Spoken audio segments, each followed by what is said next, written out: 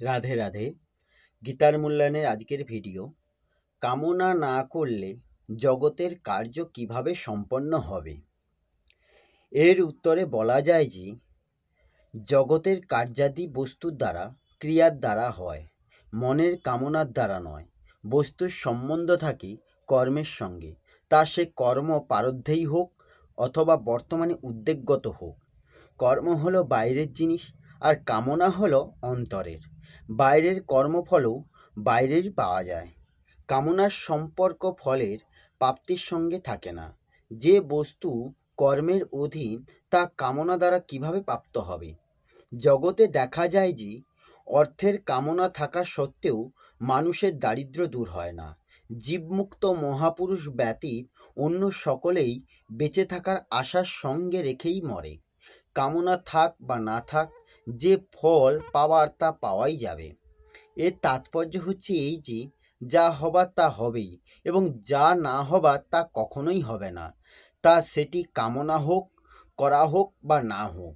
যেমন কামনা না করলেও প্রতিকূল পরিস্থিতি এসে পড়ে, তেমনি কামনা না করলেও অনুকূল অবস্থাও আসবে। রোগের কামনা না করলেও অসুখ হয়, এবং কামনা না করাতেও নিরোগ থাকে। নিন্দা অপমানের কামনা না করলেও নিন্দা এবং অপমান এসে থাকে, এবং কামনা না করলেও প্রশংসা ও সম্মান লাভ হয়।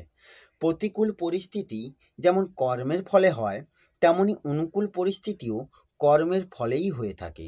তাই বস্তু, পরিস্থিতি ইত্যাদি প্রাপ্ত হওয়া অথবা না হওয়া কর্মের সঙ্গেই সম্পর্কিত, কামনার সঙ্গে নয়।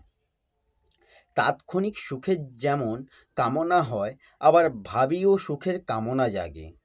ভোগ ও সংগ্রহের ইচ্ছা হচ্ছে তাৎক্ষণিক সুখের কামনা, আর কর্মফল প্রাপ্তির ইচ্ছা হলো ভাবী সুখের কামনা।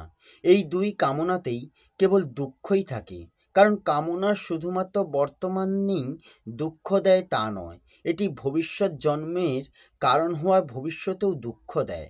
অতএব এই দুই কামনাই পরিত্যাগ করা উচিত।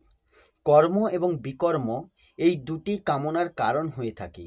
কামনার জন্য কর্ম হয়, আর কামনা অধিকতর হলে বিকর্ম হয়। কামনার জন্যই অসৎ আসক্তি দৃঢ় হতে থাকে। কামনা না থাকলে অসৎ থেকে সম্পর্ক বিচ্ছেদ হয়ে যায়। কামনা পূরণ হলে আমরা কামনা উৎপন্ন হওয়ার আগের অবস্থাতেই ফিরে যাই। যেমন কারোর মনে কামনার উদ্ভব হলো যে আমি যেন 100 টাকা পাই, এর আগে তার মনে 100 টাকার পাওয়ার আকাঙ্ক্ষা জাগেনি। সুতরাং অনুভব দ্বারা প্রমাণিত হয় যে কামনা উদ্ভবশীল। যতক্ষণ না 100 টাকার আকাঙ্ক্ষা হয়নি, ততক্ষণ নিষ্কাম স্থিতি ছিল।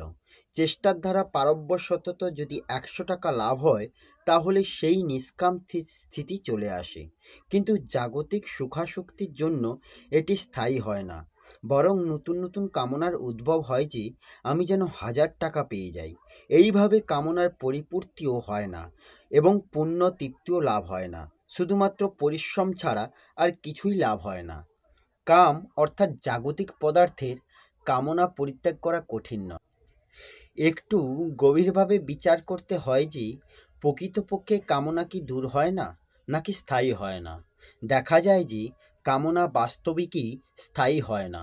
সেটি নিরন্তর মিটে যেতেও থাকলেও মানুষ নতুন নতুন কামনার বশীভূত হয়। কামনা উৎপন্ন হয়, এবং যা উৎপন্ন হয় তার ক্ষয়ও অবশ্যম্ভাবী। তাই কামনাও স্বতই মিটে যায়। মানুষ যদি নতুন কামনা পোষণ না করে, তাহলে পুরাতন কামনাগুলি পূরণ হয়ে বা কখনো পূরণ না হওয়ায় স্বাভাবিকভাবেই দূর হয়ে যায়। কামনা পূর্তি সকলের জন্য এবং সর্বদার জন্য নয়, কিন্তু কামনা ত্যাগ সকলের জন্য এবং চিরকালের জন্য হতে পারে। কারণ কামনা অনিত্য, আর ত্যাগ হচ্ছে নিত্য। নিষ্কাম হওয়া বাধা কিসের? আমরা মমত্ববোধ রহিত এই না, আসল বাধা এইটি। মমত্ববোধ রহিত হলে নিষ্কাম হবার শক্তি আসে, আবার নিষ্কাম হলে মমতার রহিত হবার শক্তি আসে। মমত্ববোধ রহিত, নিষ্কাম এবং সঙ্গবর্জিত হলে নির্বিকারত্ব, শান্তি এবং স্বাধীনতা স্বাভাবিকভাবে এসে যায়। একটি অতিশয় গুরুত্বপূর্ণ বিষয়ে মনোনিবেশ করা যাক। কামনা পরিত্যাগ করা খুব কঠিন বলে আমরা মনে করে থাকি, কিন্তু ভেবে দেখা যাক যে যদি কামনা পরিত্যাগ করা কঠিন হয় তাহলে কামনা পূরণ কি সহজ? জগতে আজ পর্যন্ত কারোই সমস্ত কামনা পূর্ণ হয়নি। আমাদের কথাই শুধু নয়, ভগবান রামেরও পিতার সমস্ত আকাঙ্ক্ষা পূর্ণ হয়নি। সুতরাং কামনাগুলি পূর্তি হওয়ার অসম্ভব ব্যাপার, কিন্তু কামনা পরিত্যাগ করা অসম্ভব নয়। আমরা যদি মনে করি কামনাগুলি পরিত্যাগ করা শক্ত, তাহলে কঠিন কথাও অসম্ভব কথার থেকে সহজ হয়ে ওঠে। কারণ কামনা পরিত্যাগ করা যায়, কিন্তু কামনা পূর্তি হওয়া সম্ভবই নয়। তাই কামনাগুলির পূরণ অপেক্ষা কামনাগুলি ত্যাগ করাই সহজ। আমাদের এই ভুল হয় যে যেটি করা সম্ভব নয় আমরা সেটির জন্যই চেষ্টা করি, আর যেটি করতে আমরা সক্ষম সেটি করি না। সেই জন্য সাধকদের কামনাগুলি পরিত্যাগ করা উচিত যা তারা করতে সক্ষম। কামনাগুলিকে 4 ভাগে ভাগ করা হয়। শরীর নির্বাহের জন্য আবশ্যক প্রত্যেকটি কামনা পূরণ করে নেওয়া।